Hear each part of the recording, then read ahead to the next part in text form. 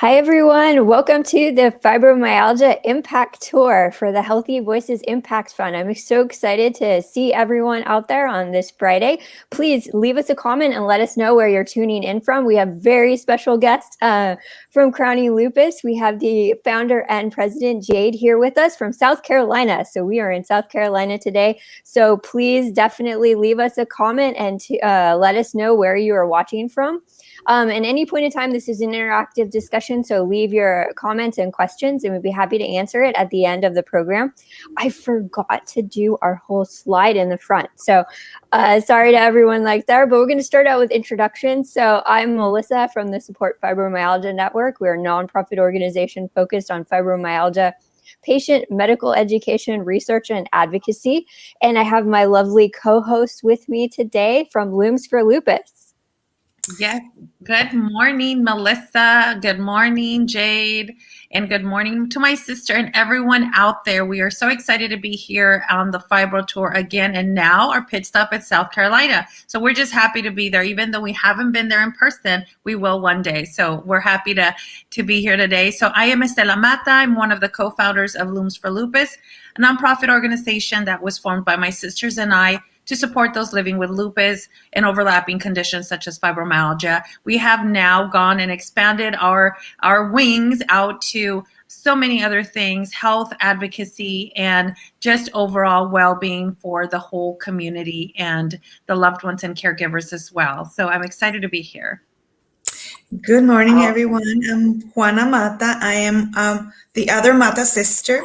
I was diagnosed with lupus in 2009, and we are excited and happy to have Jade and learn more about Jade this morning.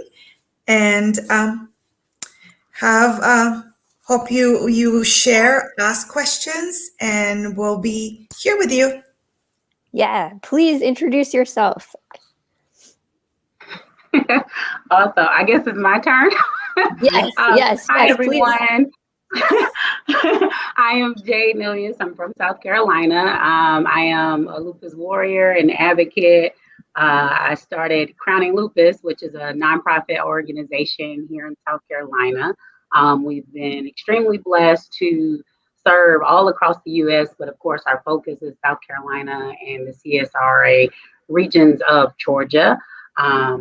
We have been in operation since 2013. Our services include from advocacy to helping patients afford medication, to even paying for hotel stays when they have to go for medical treatment. We do back to school fundraisers where we give out fully stuffed backpacks to the community and provide haircuts and hairstyles, because what kid doesn't want to go to school looking their best? From our South Carolina Lupus Walk to just a host of events. And we're just extremely blessed to still be in operation and still be pursuing the goal that we had set back in 2013 and expanding on that. Well, I'm excited to have you as our guest, and we're going to get into more of the inspiration behind Crowning Lupus and some of your services as well. To give people a reference, we had reached out to Jade early on, Brandy and I, because we were trying to find other organizations in South Carolina, because Brandy's located there, that we can talk to and interact with. I love the area. I was visiting Charleston quite a bit, which was why I first met and connected with Brandy. And then in our research, we found Crowning Lupus, and we saw they had a family program, they had scholarships. We're like, wow, this is an amazing organization. So we were actually supposed to be there in May of 2020 with you for your event. And then COVID happened. So this is our chance to make up for that as much as we can. We can't wait to get back out there. So we're going to do an impact tour in person. And this is what we are doing. We're highlighting amazing advocates around the country who are making an impact in their community. And that's why we're shining a light on Jade's work and her team's work within Crowning Lupus. So it's just such a pleasure to have you here. And let's get started with some of the interview questions. So I know you gave us the top level overview when it comes to what you're doing and highlighting the impact that you're working on. But what inspired you to start Crowning Lupus? And if you don't mind, could you give us insights on the naming, how you came up with the name? Sure. So the Crowning Lupus name actually came from when I first started in 2013. It was a really random opportunity. What happened is my anniversary of when I was diagnosed was approaching, and I just wanted to ask people like, have you ever heard? Because of course, people that were directly around me, we got the knowledge of lupus by my diagnosis, but just other people, I was like, I wonder, do they know about it? And you wouldn't believe the looks that I got and asking people. And it was almost like, what do you mean? What's that? And so I said, okay, well, I want to raise some money for the Lupus Foundation because I knew there was a national chapter. So we raised money. My goal was like, I think I set a goal for like 2,000. I ended up raising like over 3,000 in 4 weeks. And after it was done, I was sitting there and I was like, I know there's survivors here in South Carolina. I don't know how that money is helping them right now. And so I started a campaign called Give Lupus Royal Treatment. And it just took off from there. And we were sitting around. I had almost been in about a year, and Give Lupus Royal Treatment was just advocacy. It was just promoting lupus awareness and just getting it out there. And I had met other survivors through that advocacy. And I was sitting around in my mom's bedroom, me and my sister. No matter how old you get, you always go back to your mom, right? So I was sitting around with me, my mom, and my sister. And I was like, guys, Give Lupus World Treatment is just so long. So we need something short and quick and sweet. And I am not the creative person, but that is my mom and my sister all the way. So they just started like shooting out ideas and around the already Give Lupus World Treatment. And my mom was like, well, we're trying to crown it, right? And I'm like, okay, just like, I'm not creative. So I'm like, okay, I'm just following what you guys throw out. Just keep throwing out. And my Jessica was like, that's my sister. She said, oh, Crowning Lupus. I was like, oh, 2 words? That's quick. That's a quick hashtag. Let's go with it. And 2013, we incorporated, and it's been there ever since. That's and I forgot the other question. I can talk, so please stop me if you need me to. please stop me. But I know the first question was, where did the name come from? What was the other question? I missed that one. What inspired you? And you just told us what inspired you. The fact that you wanted to see, how you can help in your community. So it's pretty amazing that it's a family affair, it's a community affair, it's a state affair, it's a national affair. So what inspired me was that. Oh, can you hear her, Melissa? No, we can't hear. So what really inspired me was that. Can you hear me? Now we can. Did she freeze? Oh no. Oh, okay. Sorry. Well, what we might recommend is in South Carolina, we have. Can you still hear me? I think you're freezing up. Melissa will tell you. I think she had a suggestion. Oh, do you mind if we have you log out and log back in again? Sure.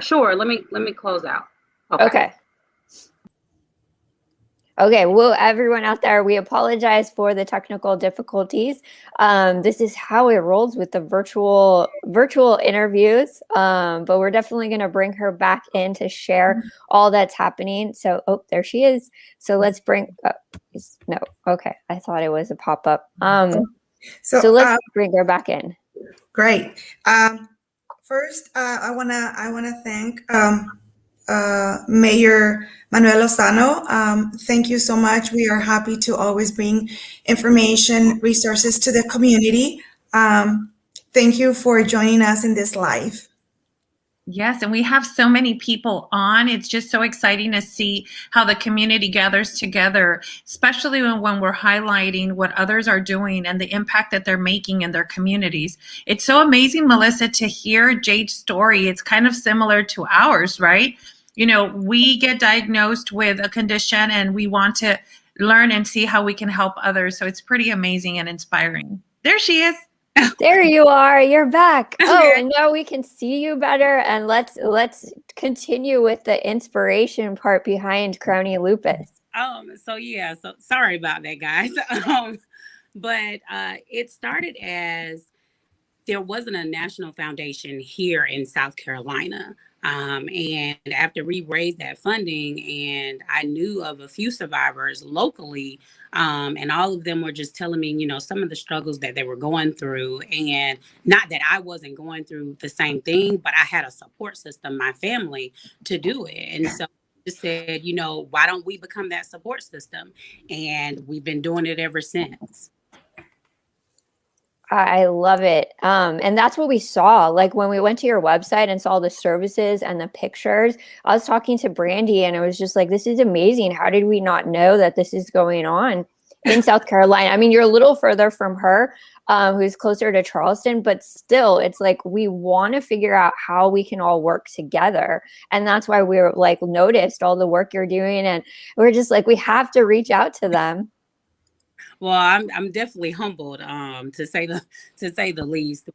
I'm just thankful that I was blessed to be surrounded by a group of individuals who were willing to just say, okay, let's take off the gloves and what do you need? And they've been, helping and supporting, my efforts. And even when I have crazy ideas, they're still right there to stick it out. And sometimes they have to be like, okay, no, Jade, that's too much. But they have stuck it out with me, since we started, and we've just been really thankful for what all we've been able to do, and what we strive to continue to do, and the new things that we're trying to embark on. So it's just been awesome, and it's been amazing to meet other advocates all around, that are doing just as many amazing things, if not more, for all of the communities as well. Yeah, so what's amazing is we see that you don't just support those living with lupus. Crowning Lupus hosts awareness events, scholarships, family programs, mentorship programs. Can you share more about the services your organization provides and how you decided to create them? Like, I know you were talking about quickly about the backpacks and the kids and the haircuts, but how did you create them, and really what inspired you, not just to help the community, but to actually roll out these programs? So what inspired me, I have always, like, my mom made us volunteer at very young ages. And we didn't really see it as like volunteering. It was like an opportunity to get out and meet people. And as you can see, I love to talk. So that was like right up my alley. So from Girl Scouts to getting in middle school and volunteering to Key Club in high school, I've always been in the community, even in college. And so when we came back and this started, it was like, okay, let's do this. And because I've always been in the community, while we said, our main goal is to support lupus survivors, we wanted to make an impact in the community. My sister is an educator. So how the back to school event started was because I was like, I want to honor her. She's always supported me. She's always supported my lupus. She's always supported my efforts. And she does so much for the kids in her classroom that they're like her babies. And so we started a scholarship program based off of her efforts in the classroom, because we wanted to be able to help a child, further their academic success. But we also wanted to be able to help the children that she's trying to help. And so through the scholarship program, we've been able to give scholarships, but also be able to provide, the materials needed for that success for children in the community.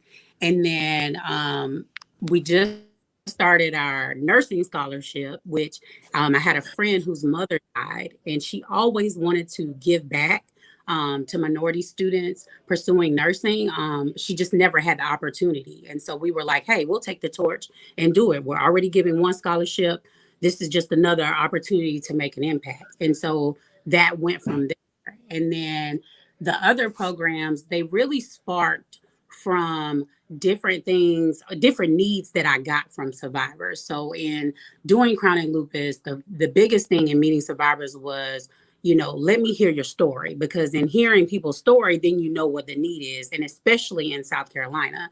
And so we started our Impact Health program because we had already been like helping people pay for medications, but we also noticed that people were needing help for grocery. They were needing help to clean their house. And so we were like, okay, what can we make an umbrella program where if someone needs a cleaning company to come and clean their house because they're physically unable to, what can we do it? So we called it Impact Health because we figured, we didn't want to be bound. We didn't want to be limited to just one thing. And so under that program, we can help with, I'm not sure if you know, but like in South Carolina, most lupus patients, either they're traveling to Charleston, South Carolina at MUSC to get service, or they're like me and my physician is in Augusta, Georgia.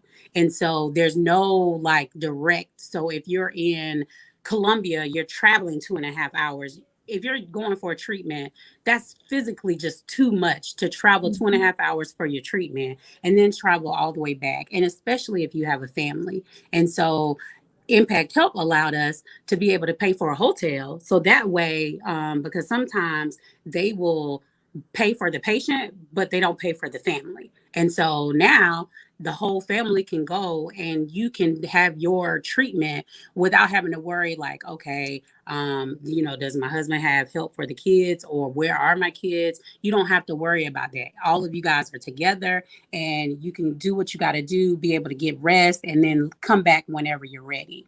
And then like I said, we help with if they need grocery. So that's kind of an umbrella. If there's a need, we try to do it. We pay for patients' rent because we all know with the pandemic, a lot of people lost jobs. A lot of people lost jobs. A lot of people, especially patients that have part-time employment, they lost that.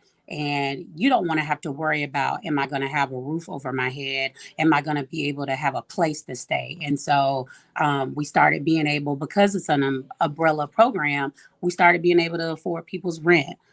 So that's just one less worry for them to think about. And then our Warrior program, we just said, you know what? I was like, we have so much money that goes towards medication and things that are all medically related to our lupus and the sister diseases that come with it, whether it's the lupus, whether it's fibromyalgia, or the many other sister diseases that are linked to it. And we have so much funding going to it. And I was like, I wanted to be able to give a family that funding without them, like if they decide to put that money towards medical, fine, but we wanted that to be an opportunity for them to, if they wanted to go to the spa, if they wanted to put their child in a program and that was the money that they needed, whatever they wanted to do with that, that's what it went towards. And that's how our Warrior program started.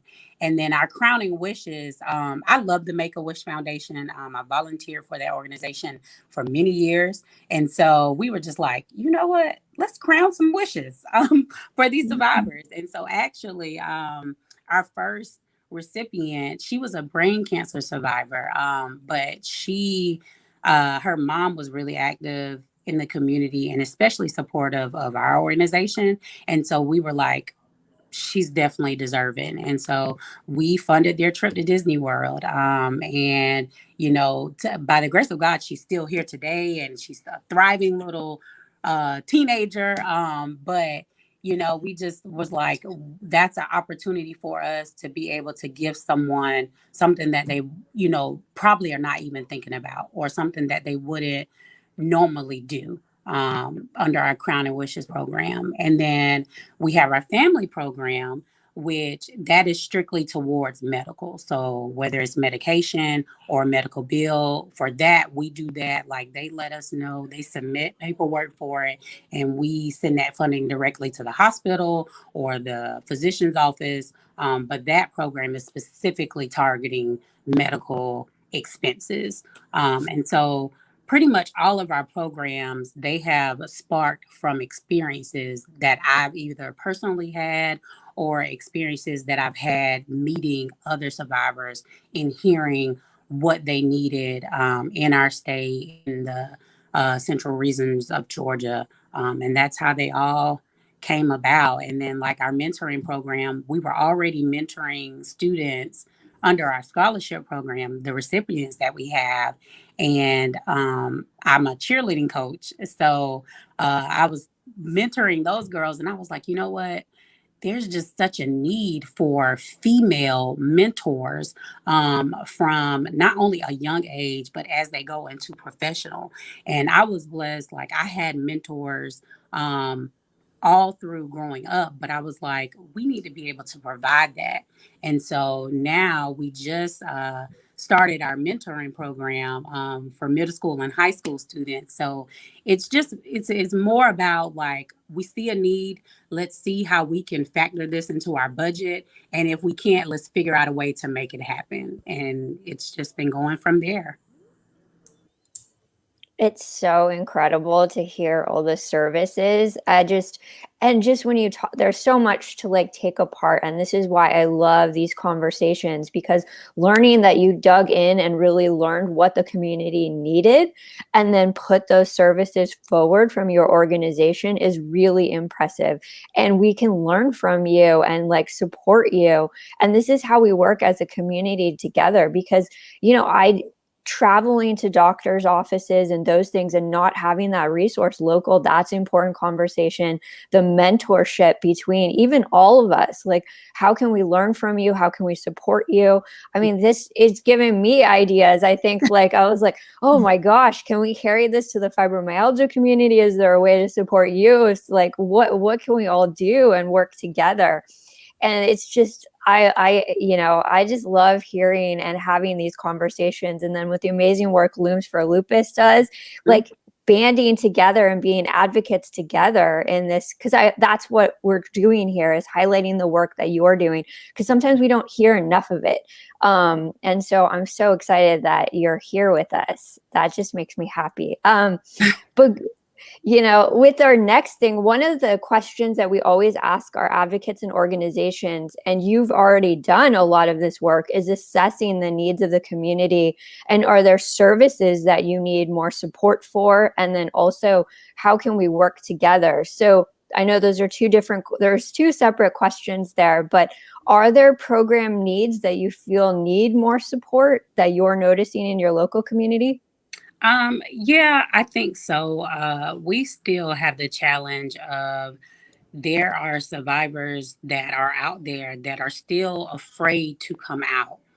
They still attach a stigma to the diagnosis.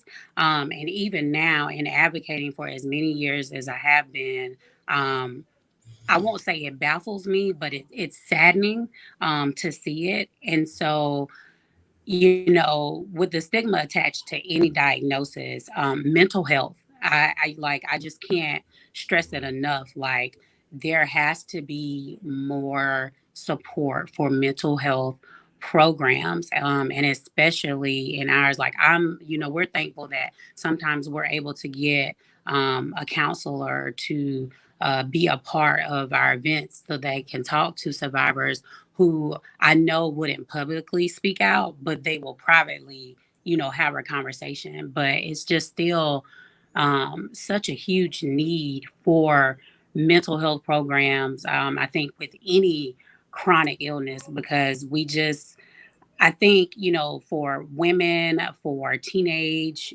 survivors, you come into this diagnosis, and depending on how you come into it really impacts how you navigate through it. Like for instance, for me, I was diagnosed as a teenager. I was 14, I was in high school, I was competitive cheerleading, and I had heard of lupus, and all of a sudden I was experiencing all of these issues that I figured were from competitive cheerleading, and it was the lupus. But I had a support system who believed, everything that I was telling them of what was going on. And so when I would have a breakdown, because my teachers, like, they told my parents that I was just wanting attention because I was in that, I was a teenager and teenagers just want attention. I had teachers that just told my parents that. I had friends that was just like, she's making it up. Like just so many off the wall things, because unfortunately you get ignorant responses when you're not educated about what's going on.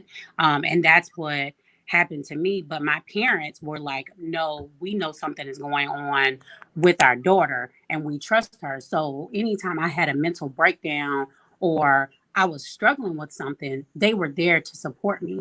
But there's a lot of survivors out there who, number one, either they haven't been diagnosed, but they've been suffering these symptoms. They don't know who to go to try to get a resolution. Or you have survivors who they have their diagnosis, but they're still afraid to talk about it. And that just, it wreaks so much havoc on the mental capacity for any person battling a chronic illness. So I strongly advocate for mental health. I think that's a program that it just still needs so much support, because it is a issue. It's a huge issue, I think, for anyone, whether you're battling a chronic illness or not. And it's a issue that many people still kind of brush off like it's not important. And we see every day that it's important, and we have to get behind it so that we don't continue losing people to the struggle of mental health issues. And I forgot that, y'all, excuse me. I forgot No, that's good. That's, definitely a need that I think is huge. And I think it impacts not just, like you said, the lupus warrior, the lupus survivor, but also family members, loved ones, and the community. Because if let's say your sister was impacted by your diagnosis, she's a teacher, she's educating other kids. So, it's a trickle effect. So mental health, we need to stop that stigma. That is one of the things that we also knew that was needed from the get-go. And we not only support lupus survivors, but also their loved ones and caregivers. And in December, I was talking to my mom, just like you. I was talking to my mom, and she was like talking about the difference between depression and anxiety. She's like, how do you know the difference? And I'm like, here we are. We talk about mental health all the time. And if my mom is still trying to figure it out, how many other people don't have someone to talk to about these things? And not only that, who's providing all these services, even right now with the COVID, chronic conditions, and everything else? And so that inspired me. And I thought, you know what? We're going to do what we have been doing in our in-person support groups and our Zoom support groups. We have a licensed clinical therapist on site, just in case we need it. We incorporate art therapy, mindfulness meditation, and different modalities that people can take home and can do on their own, like art therapy. But another thing that we did is in December, January, and all the way to February, we had English mental health experts and in Spanish come to our Facebook Lives. It was free. Everyone could join from anywhere. It was on our Facebook Live, and there's still recordings there. And we incorporated not just their tips from the experts, but also an art therapy. And we were giving away gift cards. And we didn't care what people were using those gift cards for. It was just something that we were giving away. And in return, all I wanted to know is, how did this help you? And, so many kids and adults and people that didn't have lupus were saying things like, it made me feel good. I was happy doing this. I was in my zone. And to know that you just touch one life is amazing. So that, just when you're talking about it, I was like, oh my gosh, 10 years ago, 11 years ago, we didn't know that mental health was, something that a lot of people were going to start talking about. But we said, who cares? We know it's a need, and we incorporated that in our support groups. We still do it till this day. If, we have our support group this Saturday, we have everyone on there, and we incorporate all these modalities. So you just, everything that you've said, it's so inspiring. It's so amazing. And I don't know why we had not connected. And Melissa, this is why this Fibro Impact Tour is amazing, because we get to see what you're doing in your community, highlighting it and learning from each other and supporting each other. So I applaud you for everything that you're doing. It's just pretty amazing. But next, I'll have Juana lead us to what's next. So I'll stop talking, Jade, because you and I could talk for days. I'm a talker. Before we go to Yeah. Well, Jade, How- we want to thank you for all that you do for our community. And you did mention about those who don't want to talk, or the stigma about, having a condition. But the great thing, though, is that though those people don't want to talk or don't want to share what they're going through, knowing that they have you, or that they can go to you and learn from you, I think that's great. So yes, they might not want to share or talk about it, but they're learning from us by sharing, and they know that they're not alone. So that's great. So now we want to share some of the impact stories and bring up some slides so that we can share what you've done. Okay. You want to bring up I the was gonna slides? say I wanted to. Melissa? Oh, yeah, but I know that, Oh. Jade, you had something that you wanted to say. I was gonna say, I think it was so neat. You guys mentioned the mindfulness meditation, because I actually do that now, and it is extremely helpful. Even like the good days, the bad days, like it is extremely helpful. So I just like, number one, I'm honored and I'm humbled because you guys do such amazing things. But it also just reassures me that, hey, okay, we're headed in the right direction, because you guys, your organizations are making such an impact in the community. And so knowing that, hey, we have similar things, like that just lets me know, okay, we're on the right track. We're all in this together, and we're all on the right track, because I practice myself, and even art therapy. When we do our Crowning the Queen Within event, when we do it in person, we let the ladies paint. And so I just think that's so awesome. I never thought to even ask those survivors, how did it make you feel? But when you said, you asked them, like, how did it make you feel? The first thing I thought of was, it made me feel a release. It made me feel like for things that I couldn't get out, that not necessarily I didn't want to, but, sometimes you're always on the go and you're always doing something, and you don't think that you're holding stuff in. And when you said, I asked them, how did it make you feel? The first thing, I went back in my mind mentally to when we had our event. And the first thing that came was, it just felt like a release, like I got it out. And I just wanted to mention that it's so neat how all of that stuff just relates and just connects. And we all connect together. Yes, like this whole conversation should be like, somewhere highlighting how we empower each other, how we uplift each other, and how we, are supporting one another. So it's so amazing, this conversation that we're having. And Melissa, because of you, this is happening. I have yet to see, besides what Melissa's doing here, Right. Other organizations highlighting the amazing work that everyone else is doing, especially across disease spaces, right? Usually people just like hone in on one thing and that's what they do, and they only want to shine the light on themselves and what they're doing. But here, what Melissa's doing is highlighting everything that you're doing, not just for the lupus community, but for the whole community. And it's amazing to see how connected we are, how supportive we are, and it's just amazing. I'm just like so excited. But Melissa, take it on. Well, I'm glad you're excited. I'm going to need to learn how to be a better cheerleader from you, because I was the math nerd in high school. So I was not a cheerleader whatsoever. So I was hanging out and doing math during my lunch hours as much as possible.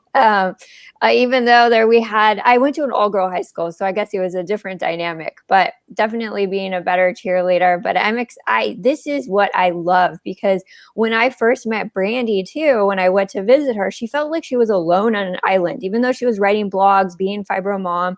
And that's what happened with some of the other fibromyalgia advocates. They really were doing great work, but they felt so alone. And, I know it's difficult running nonprofits, because we got to figure out how to get funding for the programs we really want to do.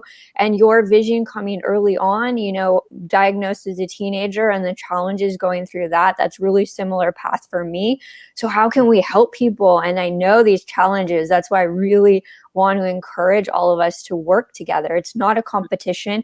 We can work and serve our patient community together. Right. I always say, Definitely. it takes a community. There's no I in team. It takes a community, and the reality is, it's never going to be one person that has the resolution. It's always going to be a group of us working towards a targeted goal. To accomplish anything. And I feel like when you put willing and willing and determined minds together, beautiful things happen. I mean, even this conversation, I've been following Looms for Lupus since I've been an advocate, but being able to actually talk to them is just amazing, because I'm like, oh my gosh, I wish I would have talked very, very much sooner. And then even, like me meeting Brandy and following you ultimately, my hairstylist is a Fibro Warrior. And so I was like, look, you need to add her. And you need to like look at all of her stuff to help, because it's just amazing. But again, it's a team effort. We're all linked in some way, shape, or form. And I just feel like as you continue building that team and platforms like you have created here, that enables us to reach even more people. And I'm sure, ones that probably, didn't want to say anything. Like, I feel like at this very moment, there's a warrior out there right now, no matter what they're battling, that's like, you know what, I'm ready to speak up and speak out. And that's what it takes, that teamwork and that team effort to do that. Yes, I'm okay.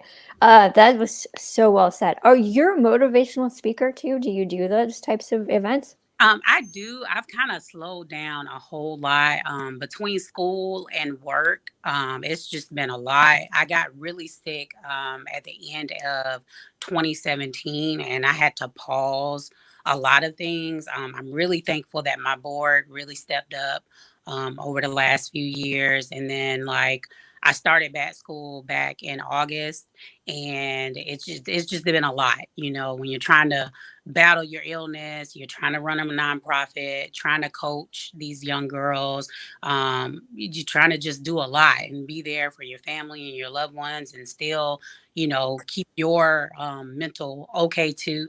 It's just a lot. So I haven't in about 2 years, but I still do it. But I have learned the art of no. And I have learned that if my cup is empty, I cannot give to anyone. I have to make sure that I'm okay.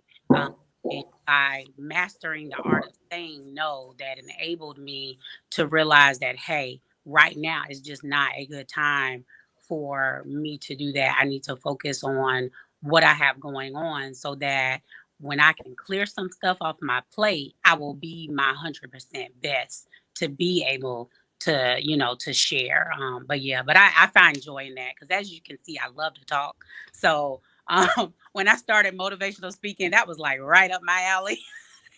Oh, that's fun. I mean, Estella says the same thing. And so I don't like to talk. So it's great to be surrounded by people that like to talk, because then I can chime in or just cheer like, yay, give a yay. Because I'm definitely more of an very introverted. So we appreciate the ones that share and are really great at speaking. So thank you for that. Yeah, and next year we'll have the Jade and Estella talk show. I think that'll be great. Melissa and I can stay on the back. Listen, and we'll cheer you. You guys will be joined by my sister, because that's how my sister is. Like, she's like, no cameras, no cameras. But she'll help in the background. But she's like, no, not put me in front of a camera. Again, we're playing to all our strengths. So let's move into that slideshow, because we want to highlight some of this. Great. This picture, everyone is stunning. Like, this picture is stunning. So who are these lovely women with you? So all of these are Lupus Warriors. From left to right, we have Nicole Sunshine Leach. She's actually a native of Augusta, Georgia, which when I say Augusta, people's like, oh, she's in Georgia. But I'm like, it's only 15 minutes away from where I live. So it's right there. And then we have Tanisha Smalls. Davis, because she's married, sorry. She's a lupus warrior. She's out of Columbia, South Carolina. And then beside me, that's Monica Williams. Monica is actually our assistant fundraising director on our board for Crowning Lupus. And then beside her is another lupus warrior, Annette Boynes McCrae, who actually has the Flowers for Lupus Foundation. She used to be in Pennsylvania, but now she's in Georgia. And it's so funny because we literally met through advocating, and then our first like physical meeting, we have just been stuck like glue ever since. So all of these ladies are amazing lupus warriors, and I have a special bond in some way, shape, or form with each of them. So I was just like so happy when they said, hey, let's do that. Because one thing I know is that when a group of women get together, they are unstoppable. Oh, agreed. That's why it's great that we have, I give a shout out to Juana and Estella for helping me. I feel kind of like adopted by their group. So it's helped so much. We love you, Melissa. Oops, I'm trying to change this slide. Okay. Okay, I like your pictures are great and so much fun. So these are from some of your events, right? Yeah. So this is actually from our lupus walk. Matter of fact, I think this was our last lupus walk before the pandemic hit, where we were actually able to be face to face. So to the left is actually my mom, who's the CEO of our Crowning Lupus Foundation, nonprofit. And then next to her, that is Shamika Mathis and Darlene Mathis. Darlene is Shamika's mom. But their daughter, Crystal Stewart, she was a lupus warrior who was diagnosed way too late and lost her battle. And they found me on Facebook, and we literally met, and I heard their story, and I just it's just nothing like a mother's touch. And so I'm a crybaby at heart. And so when I heard her story, I just like cried, and we have been connected ever since. And so our walks, we always dedicate them to her daughter, Crystal, who passed some years ago. But they've been really great supporters of our walk, because that's their opportunity to keep the honor and keep the memories of Crystal alive. And, we're just happy that they allow us to share in, her memory and her legacy. I'm so happy for you that you have all that support from your family. It's nice to see and appreciated. And I see Crystal's name in the t-shirts right there, correct? And okay. Like our shirts that from our walk in November, at the bottom, we always make sure to put in memory of Crystal Stewart. Oh, I love that. If there's anything we can do to like highlight that I know you have an upcoming walk on May 1st. We do. So we always try to, just remember, and we pay homage because we have a lot of families who come and support, who have lost loved ones. And, if they're willing to share their story, we may not put their name on our shirt, but we definitely try to always honor them in some type of way. From even one year, we did a memory board, and the families that were willing to share pictures of the warrior that they lost, we did a board. And so when you registered, that's who you saw, the faces of fallen warriors. Oh my goodness. I definitely would love to share that with people so we can honor anyone as much as we can and support their families. Mm-hmm. And I think it's a healing thing for them as well. It's, because like I said, when you get a diagnosis, it's not just you, it's your family and all of your loved ones that are attached to you. Oh my gosh. I'm just amazed. I love the boas. Some scarves. So it's so neat because the boas were my mom's idea. Well, yeah, you want to glam it up, and you're crowning for lupus. You know what? Let's just put a little sass on this. So that's actually, I'm not sure what year that is, but that's from one of our lupus walks that we always make sure to try to get a picture right before we send all the walkers off during their miles. And then actually the picture to the right, that's from a different year, but that was the first time that they came and joined our lupus walk. And they were just so happy to see so many other survivors. And like, I try to tell everyone all the time, like, I know some people may not physically be able to, come to every event, but you have a support system, for those who do, but there's nothing like speaking to another patient who is going through similar things. There's just a bond that is unexplainable when you can speak to other patients that are going through the exact same thing, or have been through the exact same thing that you're going through. It's a different feeling that it's just undescribable. It really is. Well, in this slide, these pictures really resonated with me of like reaching our youth, especially any of our youth that are struggling with a chronic illness. Yeah. So to the left, because I was diagnosed as a teenager, I'm always trying to connect with families that have teen or child survivors. Important, not just for the patient, but for the parents.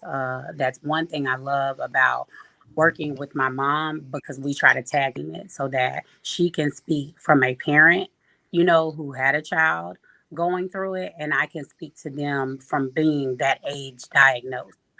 So we always try to raise childhood awareness, and many of the supporters that we have, their children are like, we want to support too. What do we got to do? We can put an L up. So it's always neat to just get the kids involved and, spreading awareness. And the picture to the right is actually from our back to school giveaway.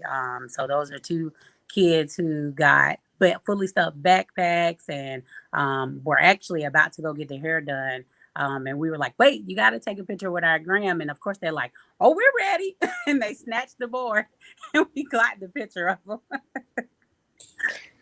It's so nice to see all these pictures from events like pre-COVID, and I really hope we can get back to all of this, because just seeing the Crowning Lupus gram, I love the creativity. How'd you guys decide? Did you take it around with you to all your events? We take it around with all of our events, but actually, it wasn't even our idea. A friend of mine is a news anchor for one of the local news channels, and she is always like coming up with little creative things. And she was like, "You need a Crowning Lupus gram," and I was like, "We have a Crowning Lupus Instagram," and she was like, "No, you need a photo booth." And she was like, "Everybody loves photo booths," and I'm like, "How are we gonna do that?" And she was like, just go get a picture board from Michael's. And so in my mind, I'm like, I have no idea what she means as a picture board. So I go to Michael's and I'm like, look, my friend wants to create a picture board for like a photo booth. And he was like, I know what you need. And he grabbed the board and she came over and decorated it for us. Wow. That's so much fun. It's just, yeah, we gotta get more of those around the country happening. And then I know it's changed a lot for all of us, but one thing I did notice was that you were still doing stuff over the past year in person, distributing. So can you share more about the work that you were doing? Because I saw you having the pickup events and, masks on and everything. I was so like, how's she getting out there? So this is the beauty of having a very supportive board and supporters. Because we had, we follow strict CDC. So like for the event to the left, I think a lot of people forgot, like our frontline workers, whether it's hospital caretakers, grocery store people, janitors. I think in the beginning when, COVID hit, everybody was like, we want to support. And the support kind of drifted as people normalized COVID and the conditions that were going on. And so we just wanted to be able to spread love. So to do it in a safe way, we were able to get our board members who are still, going to work physically because I'm teleworking from home. So we reached out to a hospital in Columbia. We reached out to my office, one of the local hospitals here in Aiken, where I live, and another location in Augusta. And we just said, hey, how many staff members do you have? How many janitorial staff members do you have? We want to get you guys care packages. And what adult doesn't like a little candy, chip, cookie, drink, pick me up while they're working. And it was, we were just blessed to be able to do it and still, follow those procedures, because actually our community outreach director, she is the outreach director for one of the local health clinics. And so she's there. So all we had to do was pack it up and they go put it in the car and deliver it off. And so we've been able to do it safely. And, I couldn't do it without my board, because I'm not taking any chances, but we make sure that they're not taking any chances by gloves and masks. And then like our back to school event, now I was there, but I did it because we were outside so I could stay away from everybody. So I kind of became the cameraman. Because that allowed me to stay away from everybody. And I had my little mask and my shield and my gloves. But we were able to, do different stations. We just really had to figure out how can we be creative in keeping everyone safe, which is why we decided, we can't do haircuts and hairstyles, but we can make sure these kids have food on the table, because a lot of the kids that come, that's the only meal that they're going to get. And so we're able to give them food for that moment and then give them an extra plate so that they can have something to take home. And that's something that they don't have to worry about. Plus, they were able to get their backpacks. All they had to do was drive in. They tell us the grade, drive to their tent, drive to the food tent, and then drive on home. Oh, thank you for all of your work through this. I'm like, oh my gosh, it is so amazing. Everything that you're doing, it's just mind blowing. Like I said, it's a team. It really does take a team. Like, I'm so thankful for my board, because without them, none of this, would be possible. And then like, even for our back to school, we partnered with a local church, and they've been partnering with us for the last, I think, 3 or 4 years. And then another church just joined us last year. The year before last. And so, of course, this year we had to limit how many volunteers we had from each. But, because of that support, that's how we're still able to get out. So we just had to figure out how we could get the support out there, but do it in a really safe manner that didn't jeopardize any of our board members or our volunteers, or the organizations that we partner with for certain events. Well, and one of the topics we were going to talk about too for the Impact Tour was addressing any of food access or food insecurity for the South Carolina area. I'm curious to know, is that an issue among your lupus community, or just what you're seeing with the chronic illness community? Any issues with food insecurity? It is, but it's more of it's not just a lupus thing here in my area. Like, it's a community thing. There's a lot of impoverished communities locally, which is why we, with the back to school, we make sure to provide food at the event, but we make sure that they take home food as well, because it's a huge issue. I don't know if a lot of people don't know that, but there are a lot of impoverished communities in South Carolina, and there's more organizations than just mine that are trying to get food out to kids and families that are struggling. So for events like this one, we serve more of the local community than we see survivors struggling with food access. It's more of the community that is struggling. So the back to school event, that allows us to do it. And then when it's safe again, when we do our Halloween event, we do that for impoverished children at one of the medical clinic, the patients of one of the medical clinics. And that's an opportunity for us to, to get food to them that night, but we also are able to make sure they go home with food, because it's a major issue for our area. And luckily, it's not just our organization that is trying to meet the need. It's a lot of other nonprofits and a lot of other church organizations and just organizations at large that are trying to meet the needs that the community needs. Well, I would love maybe at some other point in time, we have a roundtable with yourself and some of the organizations to learn more about what's going on or what's needed and how we can connect the resources. Because I've just noticed sometimes in the fibromyalgia community, even though there are some of this free support when it comes to getting foods or meals, is it just not accessible to them because they're in chronic pain? They can't get there to pick them up, or they don't feel, I've also heard that people don't feel like they can get them, like it's not for them. So we're trying to figure out best ways, because nutrition is important for wellness and important for our health. So how do we help our community understand that these are available to them? Right. And I agree. I think that's like a whole bigger conversation that is definitely meant for a round table, because sometimes you will find that there's survivors who need help, but they're like, well, I have a job, and there's other people who don't have a job, so that resource is for the ones who don't. And we're like, no, if you're in need, you're in need. I always say, don't compare your situation to someone else. If this is a resource being offered to you, do not be so prideful or think that, no, I'm already working. This doesn't include me. No, it's inclusive.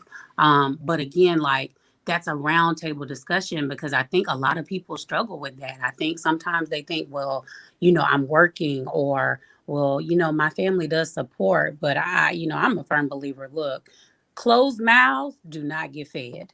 And so we don't know that you need help unless you say something. And the key thing in that is you have to say something. But I think it's them knowing, is it okay for me to say it? Because some people just feel like, no, I'm not deserving of that service. And I'm like, no, I'm here to tell you, you are deserving of that service. If it's being offered, you are deserving. And so it's like a roundtable discussion to figure out the points that you just made, like trying to get out, to figure out, how do you get to those people? How do you see where their mindsets are, in recognizing that they need that service and that assistance? Well, I mean, I look forward to these conversations with you, and I appreciate everyone being on. Can you let us know where we can all find you on social media? Yes, so I'm on Instagram and Twitter. I don't know if it's called Avatar. I'm not really sure. Don't quote me on the lingo. I don't really know it. But my name on there is Crowning Lupus. So it's just Crowning Lupus, CROWNINGLUPUS. Crowning Lupus on Instagram and Twitter. Our Crowning Lupus page is on Facebook as well. And then, if you want to connect directly with me, it's Jade Nealious on Facebook. So it's Crowning Lupus everywhere. And on my personal Facebook, it's Jade Nealious. Oh, that's awesome. And just to give a shout out, we have some shout outs for you. So we have a lot of people sending love. I know Karen's in North Carolina area, and then we have Emmett. Yay for everybody here. Has some happy Fridays to all of us. And then see a lot of incredible work being done. I'm so glad we get to share this with everyone. Oh, yes. Hi, everyone. I'm so glad they logged in. And, I am like so extremely humbled. Melissa, kudos to you for recognizing that there was a need for this platform and then opening it up. Like, strong applause to you for that. I think this is so amazing. And I applaud your work. Like I said, I think you're amazing. And which is why I'm like, no, you need to follow her. You need to go ahead and go on there. Looms for Lupus, you guys have been doing amazing things in the community. even before I became an advocate. So hats off to you ladies. You look beautiful doing it. So that, yeah, you all guys, Thank you. you guys have like such beautiful spirits. And now I'm like, okay, look, you guys cannot get rid of me. So I need like personal contact information so that we can like talk, because I'm like, we're gonna need to have another Oh, yes. opportunity platform for us all to speak again. Like, this conversation cannot stop. And not just with us, but we're like, all right, ladies, warriors out there, from whatever platform, like, let's communicate, let's talk, because it takes a team. Yes, let's do this together. Jade, you cannot get rid of us anymore. That's Right. it. We we are now part of Crown Lupus. You are part of Looms for Lupus. We are part of Part of for Lupus. Yes, we are in this together. And I think, again, it's amazing what Melissa's doing. No one else has done. That's why we're sticking to glue. She can't get rid of us anymore. So, we're in this together. And again, Melissa, you don't like to take credit for this, and you don't like to be having the light shine on you, but you are doing this amazing thing. And again, no one has ever done this where they're shining the light on others and what's needed and what's being offered. And to see what we're doing, and for you to bring us along on this road trip, for us to be in Oregon and San Diego, now in South Carolina, and to shine the light on what these amazing people and organizations are doing, like Jade with Crowning Lupus, and everything that's being done that many people may not know that these services are there for them. So it's amazing to see what you're doing, Melissa, is beyond what I think anyone really ever thought could be done, especially during the pandemic, especially virtually. But you're making this happen with your nerdy technology. I love this. And your biohack functional medicine expertise. We're going to be creating so many amazing things. So thank you again, Melissa. And thank you, Jade. And thank you to my sister that always inspires me. Well, thank you. I appreciate that, because I mean it when I say no one fights alone, and that that includes all of us. So this can be a very lonely journey. It can be very lonely also with our nonprofits, and we feel a little bit strange and struggle. So that's why it's important that we join forces on a grassroots level, because we are with the patient community directly. So we know what they need, we can assess what they need, and we can get them the resources like right away. So that's why I was like, oh, we have so much to do. Yep. So Melissa, I'm gonna need for you to put your crown on, honey, because you're doing an amazing thing. And please do not belittle what you're doing, because this is helping, I know, a lot of people. And like they said, like, no one has done this, no one has thought to do this. And so that just speaks volumes to the person that you are in creating this opportunity. And I know, not just from this conversation, but from the ones that you've already done and from the ones that you guys have scheduled in the future, it's going to continue encouraging people to speak up and speak out. And it's going to continue uniting a lot of us. Like I said, like, we've been following each other forever, but this is our first time, really being able to talk to each other. And who knew? Because I'm like, hey, sis, like, who knew? And so, this is going to allow for more of us to, unite. And no matter what type of way it is, it's going to be beautiful, because as a team, anything is accomplishable. And you did that. And so please do not be humbled about that, because it is a beautiful, beautiful thing. Thank you. And I see our friend Candace too, by the way. So we have a roundtable or just even a separate Zoom discussion that we need to have. So with Candace being involved with the Louisiana Lupus Foundation, we had a great call with their group and all their support groups that they're doing. So, I can't wait for us to, and we don't have to broadcast it. We can do a separate Zoom and have us just talk. Like, how can we get this work done? Right. Yeah, we've been everywhere. Louisiana too. How could I forget? We have been everywhere, and there are many, many, many more tours and more pit stops in our Fibro tour to get to. So I'm just again excited. I'm so excited that we had you on, Jade. Melissa, thank you for doing this, and my sister, thank you again, always for inspiring. And that's all I'm gonna say, because I am really like in awe of all the work that you guys are doing in Crowning Lupus. It is amazing to see. I love that your board works with you, that you guys just take on all the things that are needed in the community. And again, hats off to you. And you do deserve that big crown as well, because what you're doing in your community is amazing. Oh, thank you. Thank you guys so much. Thank you guys. I was like, now look, now I told y'all I was a little crybaby, so don't be trying to make me cry on this live call.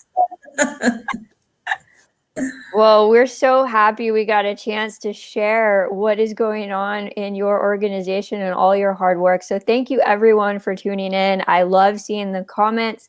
We'll have more warriors coming up, and we'll have more conversations with Jade, because I'm excited for all the stuff we talked about. So thank you to everyone for tuning in.